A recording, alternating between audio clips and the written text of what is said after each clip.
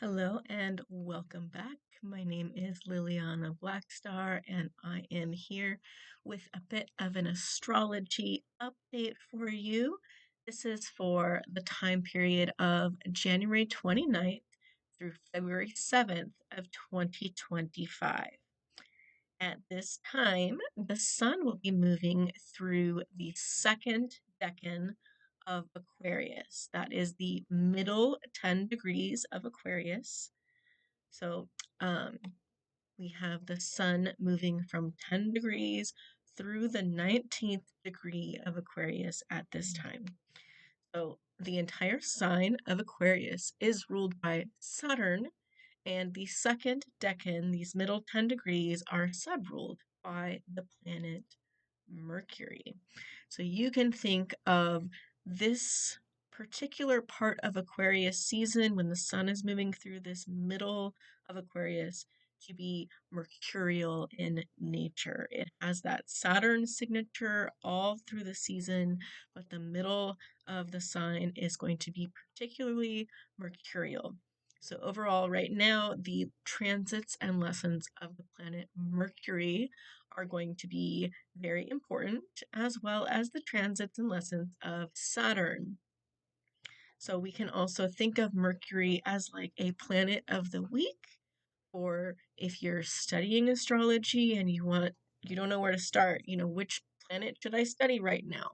It's a good time to study Mercury. So of course, we will start there. Mercury is the planet that is associated with communication, intellect, and thought processes. Its position in the natal chart and transits are going to influence how individuals express themselves, process information, think, problem solve, and engage in mental activities. The Mercury governs not only verbal and written communication, but also how we analyze and reason and make decisions, how we learn, and how we make choices, right? So the lessons of Mercury in astrology really encourage us to develop clear and effective communication skills to make sure that we are transmitting and sharing all of the information and that we are receiving all of the information so that we can make good choices. So we want clear communication, and then Mercury also is the planet of intellectual curiosity. It's the part of you that says, how does this work? Why does that work? What did you say? What do you think? There's a curiosity inherent with Mercury. And it is an adaptive planet. It's very quickly moving through the signs. And so there is an element of adaptability to the planet Mercury. We need that adaptability with our mind, with our mental processing. We need to be able to stay open-minded, to constantly be seeking new knowledge and new information that will often change our mind, and we have to be willing to have our mind changed, right? So whether it's in a birth chart or in transits, understanding Mercury is going to provide insights into how we learn, how we share ideas, and how we connect with the world intellectually. So as this is our planet of the week or planet of the decan, I have this Star Codes Astro Oracle deck by Heather Roan Robbins. And I was going to share with you the card for Mercury. It's a very beautiful card here. And it says Messages. And from the guidebook by Heather Roan Robbins, we have Mercury symbolizes your mental switchboard, how you think, communicate, and move through the world. This small planet rules Gemini and Virgo, and it is closest to the Sun, completing its orbit in about 88 Earth days. Because it orbits so close, it can only be found in the signs that are the same sign as the Sun or the ones right before it or right after it. So Mercury is always in a close relationship with the Sun. Mercury has a large, dense molten core, and one day on the planet Mercury takes 58 Earth days. Mercury retrogrades 3 times a year for 3 weeks, slowing time so you can remember, review, and reconnect. Mercury is currently moving direct in the sign of Aquarius. The action indicated here in the guidebook is to communicate. The mood with Mercury is quick, fast, and cerebral.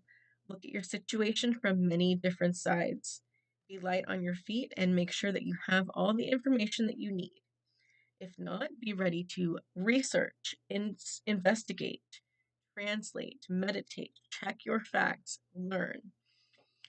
Follow up on lines of communication to make sure others understand what you said and that you understand what they intend, right? Publish, broadcast, network, and engage in sharing of information.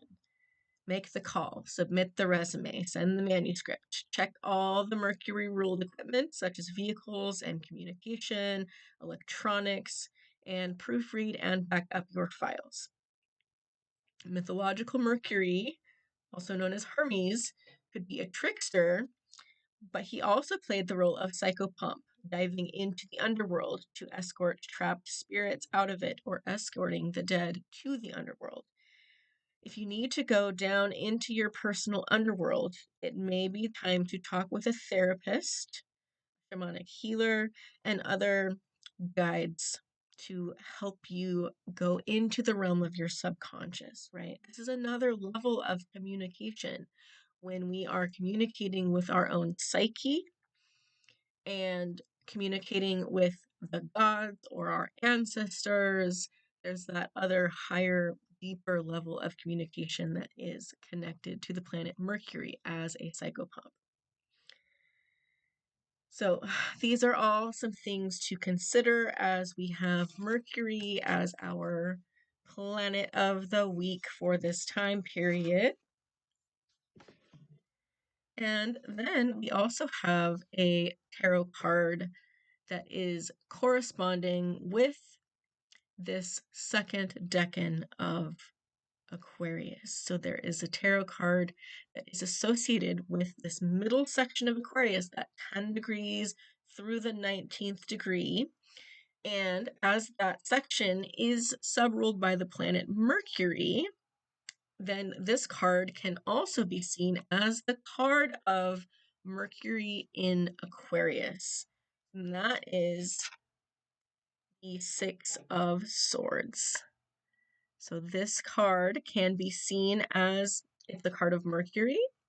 It is a card of Aquarius, and it is specifically the second decan of Aquarius or Mercury in Aquarius. This card represents a symbolic journey from turbulent waters to calmer shores. We have been through a lot mentally. We've got a lot on our mind here. And we recognize that maybe things were not going the way that we wanted them to go or needed them to go. Sometimes we need a change of scenery or just to do things differently than we have been doing them. So we have to walk away from or release that stuff from the past that hasn't been working and take our mind and our communication and our mental abilities and move them to a place or move them to a different way of doing things where it's going to be better for us or easier for us. So with this card, we have this figure and their companions sailing away from those stormy waters towards smoother horizons, signifying a departure from challenging circumstances. So this card can often represent a period of mental or emotional healing, as the journey itself, the movement, the travel implies a shift from a state of turmoil to a more stable and harmonious phase. Things have been very tumultuous, right? And we are all kind of collectively recognizing we can't keep going at this level of stress, right? So we have to shift how we are doing things, how we are caring for our mental state.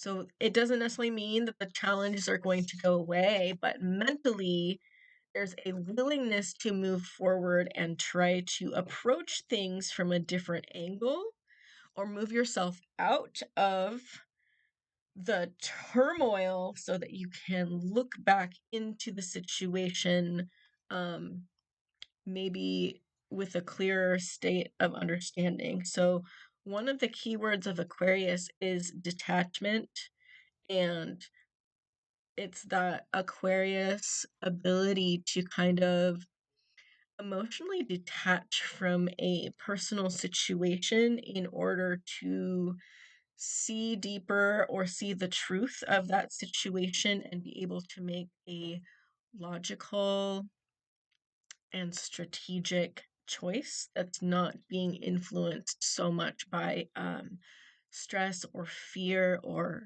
other emotions. So challenges might persist, but there's a willingness to move forward and seek a different way of engaging. The Six of Swords card is encouraging this mindset of adaptation, that I can't always do things the way I used to. I have to be willing to change, to be willing to take the information that I've got and then maybe engage with my communication or engage with my problem solving in a different way. And with time and perseverance, we can navigate through our difficulties towards a more tranquil and promising future. In the background of this card, what they are sailing towards, the waters are calm. There are trees growing on the horizon back here. So there is hope, still hope. It's a very Aquarius card because Aquarius is about hope. Aquarius is about logic and problem solving, and it's also sometimes about detachment, right? So this is our card for this time period from January 29th through February 7th. The sun is in this section.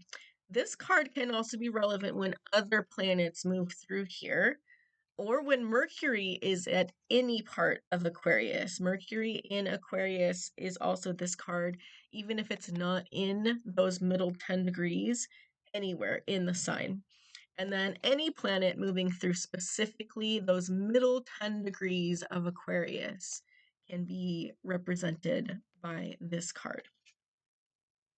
Right now, we have the sun moving through that section, so that is why we are looking at that as our card of the week. And as we're looking at Mercury as our planet of the week, and Mercury is also in Aquarius, so we have doubly this card. Mercury's in Aquarius from January 27th through February 12th. This card has some kind of messages for us through that entire time period because of this being the card of Mercury in Aquarius. So as I said before, Mercury is the planet of communication and intellect, and it is moving through this energy of Aquarius, which is forward thinking and unconventional, rebellious, revolutionary. So Mercury has our minds looking to solve problems in unconventional ways, trying to be open-minded and seeking out original ideas, forward thinking, moving forward, moving away from the past. And Aquarius has a social and humanitarian focus, which is about the communication within the community or within the collective, and prompting us to consider this like collective well-being. We're not just moving forward for ourselves. This is for the betterment of our community, right? So Aquarius as an air sign, and with this social and humanitarian focus, is prompting us to consider collective well-being and progressive ideals, new approaches to old problems. So during this transit of Mercury in Aquarius, there is a tendency toward very inventive problem solving, a desire to explore unconventional perspectives. The things we have done before is not going to solve the problem this time. We have to think differently. We have to engage differently. We have to communicate differently. So we may be involved in discussions about social change, about technology, about the future, right? And we're going to have to bring in kind of this rebellious or revolutionary mindset of doing things differently, doing things in an unconventional way, breaking free from the conventional ways of doing things, thinking outside of the box, um, doing things like we haven't done them before, or at least not in a long time, right? So, a broad and forward-looking mindset that is focused on unity and shared ideas and a commitment to being innovative, breaking free from oppression. It is a time to be very mindful because the influence of Mercury in Aquarius can be very objective and detached, which is great and ideal. And we kind of need that so that we're not so emotionally overwhelmed. But we also need to be mindful of how we are expressing and sharing our ideas because this objective and detached mood can come across as cold or distant when it comes to matters of the heart or interpersonal relationships. So, while we do need to have that detachment and that objectivity and that logical mind, um, be sure that you're still taking time to connect with your emotions and listen to the emotional needs and feelings of the people around you, the people closest to you, because that can be something that Mercury in Aquarius can maybe forget or overlook. So, all right, I also want to talk about the runic fortnight of this time period. So, when we are talking about a runic fortnight is a period of 2 weeks. And so there are the same number of runes as there are this time period, these fortnights. And so some people have associated those runes with specific fortnights. In the system that I use, we consider Gebo or Gebo, the rune that looks like the X, to be the rune that is associated that begins with the new moon in Aquarius and lasts for the 2 week period of the waxing moon. So this is a waxing moon after the new moon in Aquarius. We had the new moon in Aquarius on January 29th, so we are in this time period. So this is our rune for this week from, 2 weeks, January 29th through February 12th of 2025. This rune means gift, exchange, reciprocation, and generosity. This rune is represented by an X or crossed staves, like two swords or wands crossing each other, similar to the letter X or a multiplication symbol. It can be seen to represent two crossed staves, wands, swords, bringing to mind the unification or agreement between two parties. This is important here because one of the primary interpretations of this rune is the concept of giving and receiving. Gebo emphasizes the importance of reciprocity and the exchange of gifts. Whether this is tangible gifts or intangible gifts, it signifies the bond of friendships, alliances, marriage, and the interconnectedness of individuals within a community. So, this is where I find this rune to be especially connected to the energy of Aquarius. Gifts and giving are a social exchange, and they rely on communication and the ability to see each other as equals. This is very Aquarius energy. Aquarius humanitarianism is about recognizing that all humans are equal and we all are deserving of having equal access to freedom. So there is this dependency in the realm of gifts and giving. We rely on communication and seeing each other as equals. I trust you to reciprocate my giving because I see you as an equal, right? So Gebo represents the kind of gift exchange in which we have truly thought out what the other person will benefit from and the joy or benefit that we receive in return. So when you truly and generously give a gift to a friend, it's a gift that shows how much you admire or respect and understand that person. And then the bond between you is strengthened.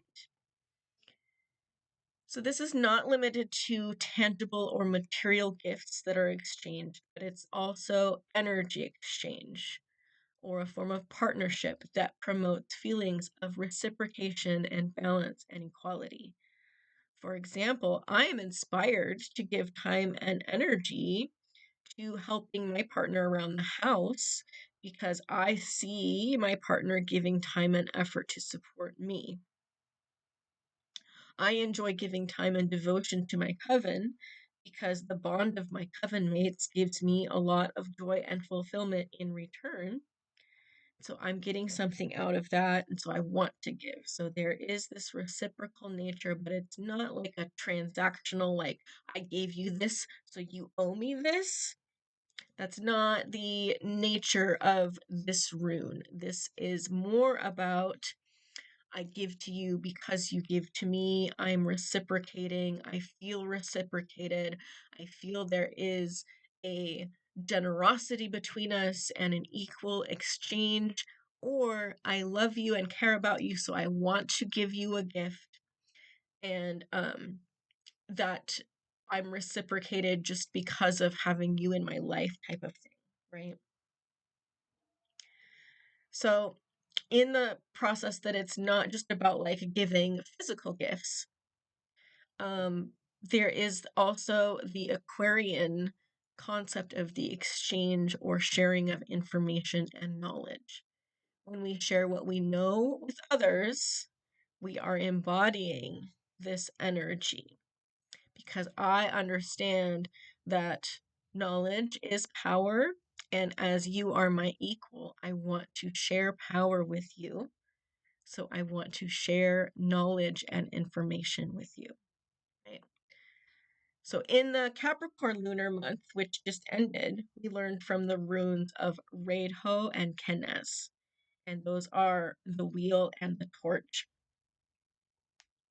or the cart and the torch. And those taught us about like seeking out knowledge. And now in Aquarius season, we take the blessings and knowledge that we found and we share it with those around us, not hoarding our knowledge or our resources, but using that knowledge to help uplift our community. So the rune of Gebo or Gebo, I'm sorry, I don't really know how to pronounce it. So if someone knows, please let me know in the comments. So the rune of Gebo for the Aquarius lunar month brings us reminders of the importance of sharing and generosity and agreements of reciprocity that hold communities and cultures and societies together. So those are our focuses for this period. We have the rune Gebo, the Six of Swords, and the planet Mercury. Now we will get into some of the more specific transits that are going to be happening through this time period. So during this entire time period, we have Mercury combust, and that means that Mercury is in combustion with the sun. A combustion relates to any planet coming into a close conjunction range with the sun. So the sun's bright rays outshine the planet, so the planet becomes invisible to us. So the planet that is combust is considered burned or scorched by coming too close to the sun. And therefore that combust planet somewhat loses influence. It's considered when the planet is within 18 degrees of the sun, though some would consider it only applying for when the planet is within 12 degrees of the sun. But either way, Mercury is in that range this week. So Mercury is combust, which means that the job of Mercury, which is communication, commerce, trade, travel, critical thinking, problem solving, all becomes the job of the sun. So the realm of Mercury is kind of the job of Mercury is being done by the sun, and they're in the same sign, so they're kind of like sharing power at this time. The sun is doing the sun's job of illumination, and it's also doing like the Mercury job. So Mercury at this time is seen as kind of no longer a separate entity from the sun, with its own agency to rule the mind, but that the sun has this power over the heart and the mind at this time. And this can relate to some of the confusion and chaos that we feel during a Mercury retrograde, because when Mercury is retrograde, it's in this range of combustion with the sun. Even when, like now, Mercury is not retrograde, but it's in combustion, so there can be some kind of similar energy that feels like a Mercury retrograde, even though it's not. I've often noticed that when Mercury is combust, I have people going, oh my gosh, is Mercury retrograde right now? What is going on? Because there's a lot of similarities, right? So Mercury isn't always retrograde when it's combust, but it is always combust when it's retrograde, right? If that makes sense. So for most of this week, Mercury is combust.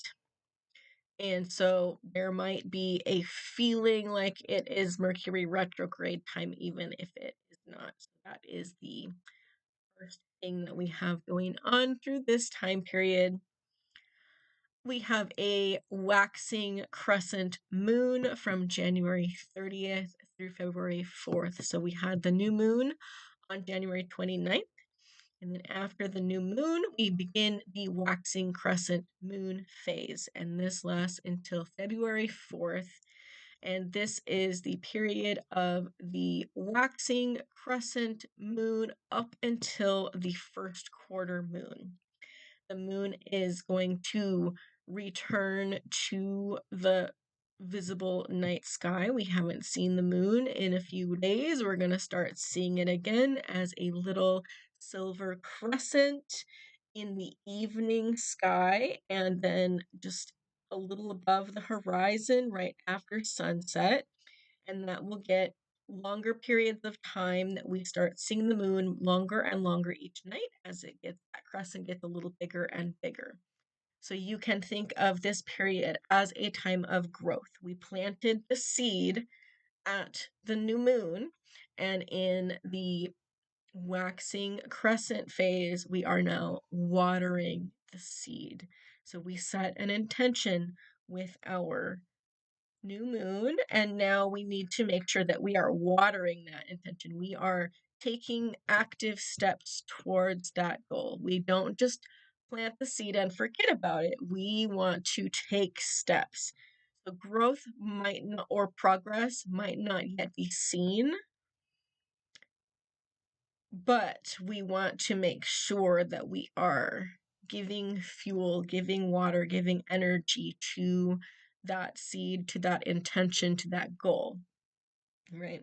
So generally in this moon phase, we do have some energy to put forward into the world. It is a productive type of energy. We have motivation to work towards our goal, and it's somewhat easier to find the energy to apply to our progress or our goal during this time period.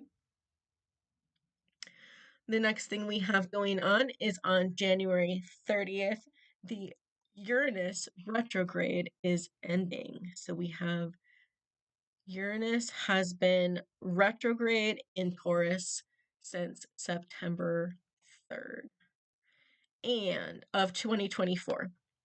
And so this retrograde is ending. So the retrograde of Uranus can have this effect of making the impact of Uranus feel more subtle or indirect. It's either happening internally rather than externally, or it's happening somewhere else to someone else. It doesn't really feel direct. It feels subtle. We kind of are going through these changes, but they're not manifesting super potently at the time of the Uranus retrograde. So Uranus is about change, and it brings upheaval and like changes things up. But this has been mostly internal. We've had internal changes and not like direct external changes as much. So now that Uranus is turning direct again, we can expect its influence to be more direct again and more external again. So in my head, I just have, look, here comes the consequence. Here comes the consequence. Yeah. Right. Because here it comes, like all of the change that has been subtle and internal can now become directly manifest in our external lives again. Great. So as Uranus turns direct this week, we might start to feel the impact of changes that happened during the retrograde that we knew happened and we saw them happen, but weren't directly feeling the impact of those changes. Now we are. Now we are. You know what I mean. You know what I'm talking about. All right. It's okay though. In general, the upheaval and surprises of Uranus are going to come along stronger when it is being aspected by another planet, especially a personal planet. We don't have any major Uranus aspects happening right now. So it's like, yeah, we're starting to kind of feel that directness again. But there's not any other major Uranus aspects going on for this 10-day period. So, okay.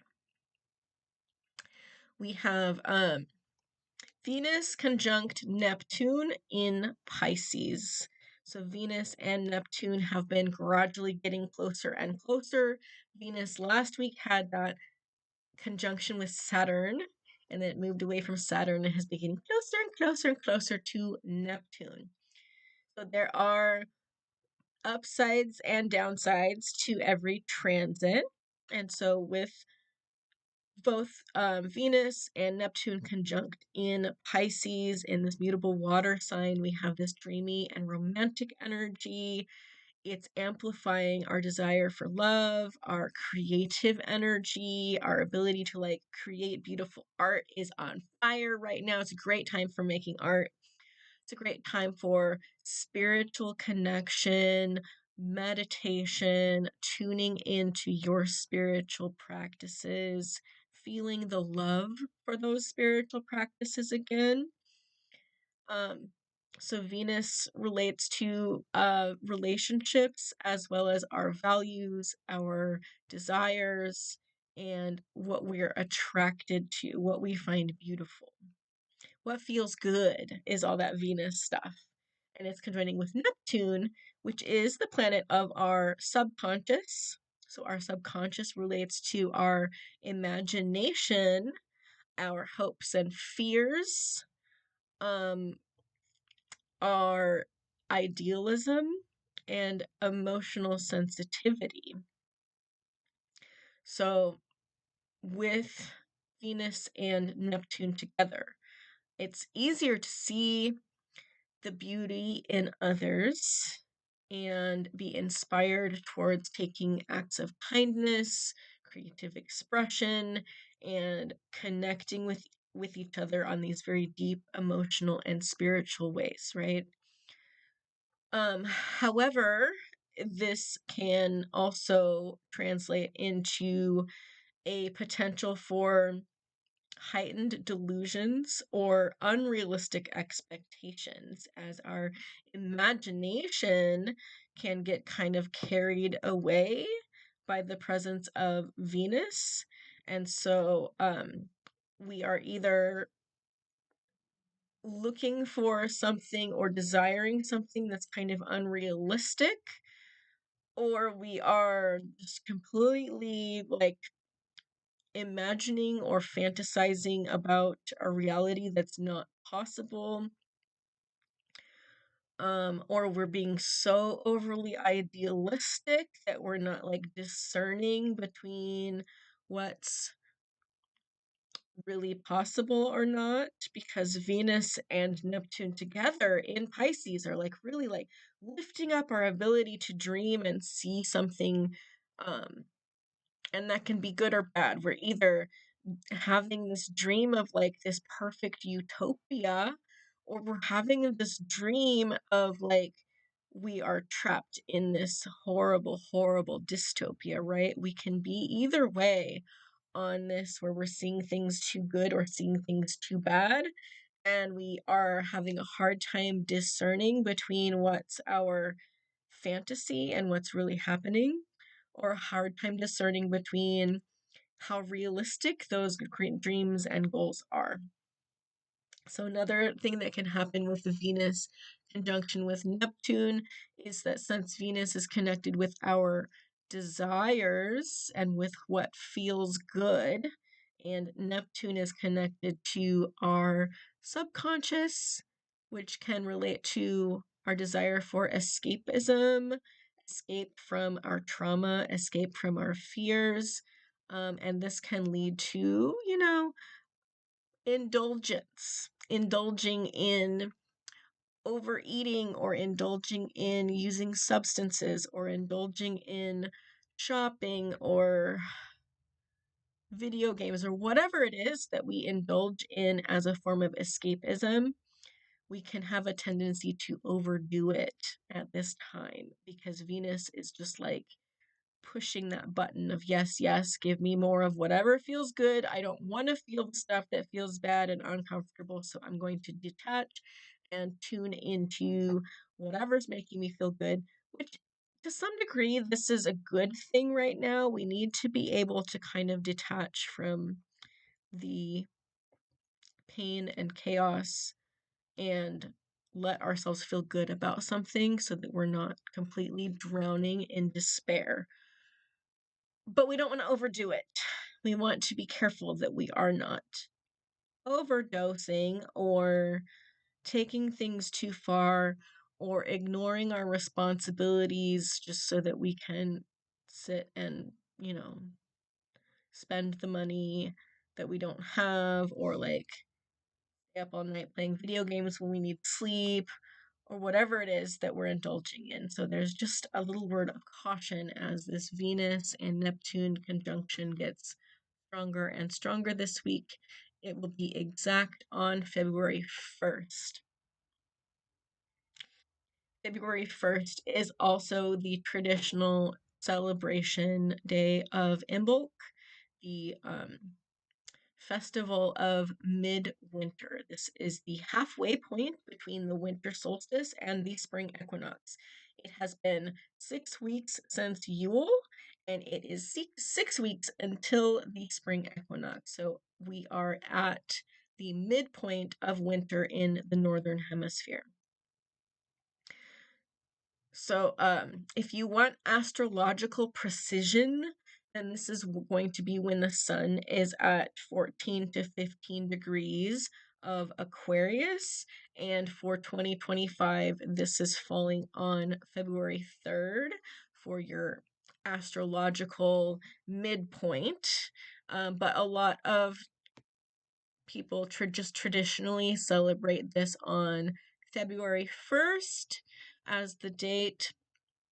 So that is somewhat relevant too if you like to celebrate the solar holidays of recognizing that the light is returning, the length of day is getting longer, the length of night is getting shorter, the winter is halfway over. We've made it halfway through the winter. We have 6 months until the spring equinox, starting around February 1st through 3rd. So then after that, on February 3rd, we have Mercury trining Jupiter, which that Mercury in Aquarius, remember, is making a trine aspect with Jupiter in Gemini. So this is an air sign trine. It's generally, a trine is generally a beneficial aspect. Something harmonious is happening. And Mercury and Jupiter are both able to give blessings. They are blessings being brought to us through the air sign. So this is maybe receiving some hopeful, good, positive information, or a a possibility of like clarity of thought coming through, the ability to see the bigger picture, the like enthusiasm for learning and teaching and sharing ideas, and just feeling a little bit optimistic and having a positive outlook again. And this is also especially made even more potent by the fact that also at the same time on February 3rd, the Jupiter retrograde is ending. So Jupiter has been retrograde in Gemini since October 9th of 2024. So the Jupiter retrograde is ending. Jupiter is turning direct again. And this means that the blessings of Jupiter can come forward in a more direct way again. So the energy of growth, expansion, and abundance are shifting from this inward focus to outward expression and direct motion again. So we're making a turning point that feels like there's going to be more progress and forward momentum happening. So during the retrograde phase, Jupiter has encouraged introspection and the review of our personal beliefs, our personal ethics, our long-term goals, and areas of growth in our life. And now that it is beginning to move forward again, we can take some of those lessons that we have learned and start to apply them and make forward movement or progress where we have otherwise felt maybe blocked or held back. As Jupiter is stationing direct, we might feel a renewed sense of optimism and clarity about what we need to do next, clarity about where our next steps are and where our priorities are, clarity about where we stand and where we're going to take a stand, because Jupiter very much relates to justice. So we're going to potentially have a bit of an easier time taking tangible steps forward. One thing that I want to remind people of, though, is that even though Jupiter is turning direct, it is still in Gemini, and in Gemini, Jupiter is in detriment. So its detriment has been amplified while it has been retrograde, but it is not ending just because the retrograde is ending. Jupiter's detriment in Gemini relates to the way that Gemini is this curious energy that is about attention to detail and understanding how things work. And Jupiter is expansive. Jupiter expands whatever it touches. So what Jupiter does in Gemini is it expands all of the little things and makes them feel very, very big. And this can result in us feeling overwhelmed because we have too much information, and all of the information we're receiving feels too big or very important. So it's very hard to decide what things to focus on or what things are the right things to be concerned about, because everything feels big and everything feels um too much, right? Jupiter is expanding things, and bigger is not always better. So Jupiter in Gemini is just kind of having this influence of taking all of the little communication and information and news that we hear and amplifying it, making it feel very big, very heavy, very hard to know which things are the thing to focus on and which things are not. We have information overload and we have decision fatigue when we have Jupiter in Gemini. And so this is still ongoing, even though the retrograde is ending. We might be able to feel a little bit more optimistic, but we can also easily become overwhelmed still. And we need to be able to be mindful about what we're consuming, what information we're consuming, so that we're not just filling up on a bunch of empty stuff that's feels nutritious or important, right? Um, so that we can save energy to focus on actually doing things that make a difference. It's really hard to figure out what those things are right now with Jupiter in Gemini. And that'll change later in the year when Jupiter moves out of Gemini into Cancer, but we still have a few months before that happens. All right. Also this week, I know we have a lot going on. I appreciate that you have stuck around for this long to listen. I have a lot of updates for you. And if you would rather read this, all of these are available on my Patreon. It's www.patreon.com/HestiasMuse. You can find a written version of these on my Patreon of my astrology updates. You can find a bunch of other stuff on my Patreon as well. So I encourage you to go check those out. But I'm glad you are here listening to this astrology update with me. So let's keep going. We're almost done. February 4th, Venus enters the sign of Aries. Venus has been in Pisces. It has been doing this like beautiful emotion thing, but in Aries, Venus is putting on the warrior armor. So Venus asks us, like that show Lucifer, what is it that you truly desire, right? And then in Aries, it asks, what actions do you need to take to help manifest those desires? How do you need to be more bold and brave in seeking out your desires? So Venus in Aries has put on the warrior armor and asks us to do the same. In the name of love and pleasure, what are you fighting for? How are you being called to stand up for your own needs and desires?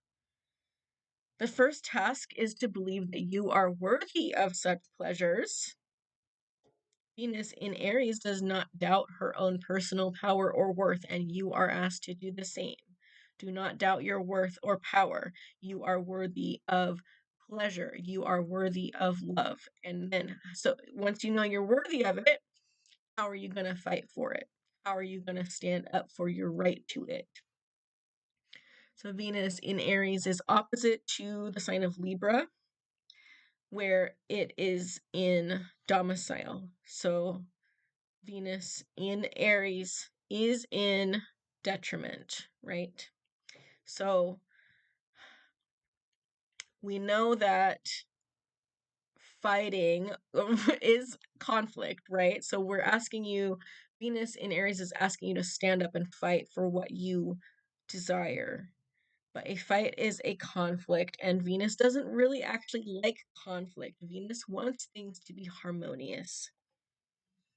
But this means that during the time that Venus is in Aries, there might arise conflicts within your relationships, or you might find conflicts within yourself about what it is you desire and how you're going about getting it.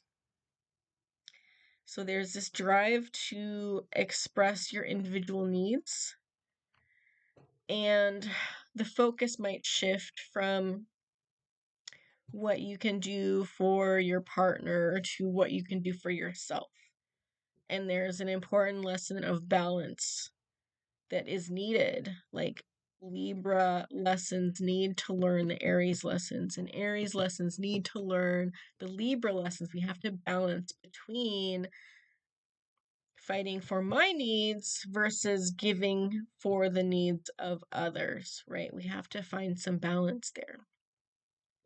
So it's important to be supportive of our partners, but it's equally important to be supportive of yourself and your own needs and desires. So Venus in Aries is kind of going to be helping us find that balance where if we're the type that is very like giving to our partner a lot, this transit is going to be reminding us to give to ourselves also, to take care of our own needs, to ask for what we need from others. Additionally, Venus is in the pre-shadow zone of her upcoming retrograde. Venus is going to begin a retrograde in the sign of Aries on March 1st of 2025. And that means that while Venus is here in Aries, we are having some of these retrograde lessons come up. So some of the stuff that we go through now in relation to Venus and Aries is probably going to come back again for us to reflect on and review during the Venus retrograde that's coming up in the spring. So just so you know. So we have at the end of this time period on February 8th, the Mars is trining Saturn. We have Mars in Cancer, still in retrograde, in a trine aspect with Saturn in the sign of Pisces. Both Mars and Saturn are considered malefic planets. They aren't usually associated with bringing blessings, but with bringing challenges. And a trine is generally a harmonious aspect in which two planets are working in harmony to bring us whatever they bring us. But in this case, Mars and Saturn are working together to bring us their challenges and lessons, right? Both from water signs. Saturn is teaching us about responsibility, and Mars is teaching us about patience. And we might find ourselves being tested around the time of February 8th, a few days before, a few days after, by both of these planets. Especially with both of these planets in water signs, our emotional state, our feelings, our intuition, and our spiritual path may be challenged in some way. So Mars retrograde has been slowing down our usual drive and urging us to reflect on how we assert ourselves and channel our energy. And Saturn represents structure and responsibility and patience and maturity. And so this trine aspect between Mars and Saturn is having us kind of revisit our past efforts to refine our strategies and approach challenges with more patience, but also with more determination. This is a really good time for making steady progress on things, making steady progress on our projects or our commitments, taking deliberate action towards things, as Saturn's influence is bringing like focus and determination, and Mars is in retrograde bringing this energy of we must practice care and caution and deliberate action, right? So that's kind of an important thing going on, but that's not really starting at the beginning of February as much as, after the 4th, probably onward, then we'll start feeling that Mars and Saturn trine from Cancer and Pisces, really culminating around February 8th.